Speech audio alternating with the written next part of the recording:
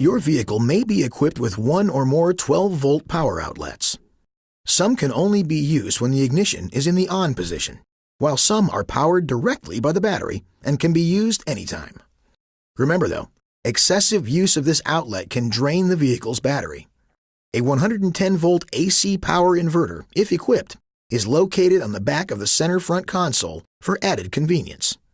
The power outlets can be used to power cell phones, electronics, and other low-power devices.